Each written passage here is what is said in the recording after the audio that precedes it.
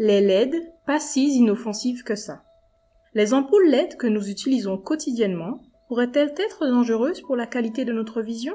La question mérite d'être posée, car chez le rat, certaines de leurs longueurs d'onde s'avèrent toxiques pour la rétine. Un mécanisme qui pourrait favoriser la dégénérescence maculaire liée à l'âge. On sait que la rétine peut être endommagée par la lumière du soleil, mais on manque de données sur les lésions que la lumière artificielle peut lui porter. C'est notamment le cas concernant la lumière émise par les ampoules LED qui ont désormais remplacé les ampoules à incandescence. Pour combler ce déficit, une équipe INSERM s'est intéressée à l'impact phototoxique des rayons émis par ces dispositifs. Les chercheurs ont procédé en 3 temps.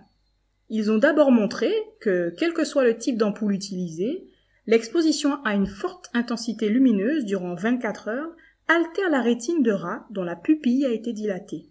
L'analyse biologique montre dans tous les cas un état inflammatoire qui favorise la mort cellulaire des photorécepteurs impliqués dans la vision. En revanche, en exposant durant 24 heures ces mêmes animaux à une intensité lumineuse similaire à celle habituellement utilisée dans les habitations, seuls les LED sont apparus néfastes.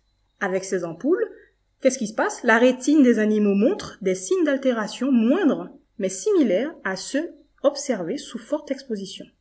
Ceci n'est pas observé avec les autres types d'ampoules. Alicia Torriglia, qui a encadré ses travaux avec le professeur B.R. Cohen, précise: le recours à des rats dont la pupille a été dilatée permet d'amplifier les conséquences potentielles de la lumière, puisque la contraction de la pupille est un mécanisme physiologique de protection de l'œil contre l'agression lumineuse. Il n'en reste pas moins qu'en l'absence de dilatation de la pupille, des rats albinos exposés à long terme à la lumière des LED, en continu durant une semaine ou un mois, montrent aussi une dégénérescence rétinienne. Et même les rats non albinos, réputés pour être protégés de la dégénérescence photo-induite, présentent des signes de stress oxydant au niveau de leur rétine. Les cellules rétiniennes meurent en endommageant leurs voisines. Derrière la phototoxicité des ampoules LED, une coupable, la lumière bleue.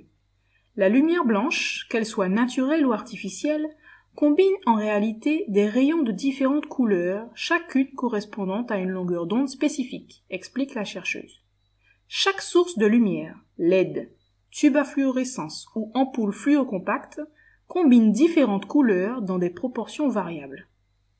Et la potentielle toxicité de chacune d'entre elles sur la rétine dépend à la fois de l'intensité de la lumière et des longueurs d'onde qui la composent. En 2005, la Commission européenne a imposé l'abandon des ampoules à incandescence énergivores et leur remplacement par des ampoules LED plus économes. Ces dernières créent de la lumière blanche en combinant des lumières bleues et jaunes. Or, les rayons correspondant à la lumière bleue sont plus énergétiques que les autres. Ils sont aussi connus pour être plus délétères pour des durées d'exposition et des intensités lumineuses équivalentes. Grâce à nos observations, nous avons montré que la lumière émise par les LED engendre 2 phénomènes toxiques parallèles, l'apoptose, mais également une seconde forme de mort cellulaire que l'on appelle la nécrose. Or, en se nécrosant, une cellule endommage ses voisines. Ceci explique pourquoi la toxicité de la lumière bleue est plus élevée que celle des autres longueurs d'onde.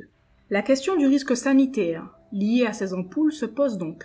En 2005, l'Agence nationale de sécurité sanitaire de l'alimentation, de l'environnement et du travail a recommandé l'étude approfondie des risques potentiels liés à ces nouveaux dispositifs. Elle a publié en 2010 un premier rapport sur le sujet. Même s'il est probable que les observations faites chez le rat ne sont pas transposables telles quelles chez l'homme, les données de cette étude interrogent. Nos cellules possèdent des mécanismes de réparation qui permettent sans doute de corriger en partie les lésions induites par les LED, mais nous avons un capital lumière, comme notre peau possède un capital soleil. On peut se demander si nos ampoules domestiques ne favorisent pas son épuisement précoce, et ainsi l'évolution vers la dégénérescence maculaire liée à l'âge. Par principe de précaution, ces données appellent à une prochaine génération d'ampoules domestiques dans laquelle la proportion de lumière bleue serait réduite.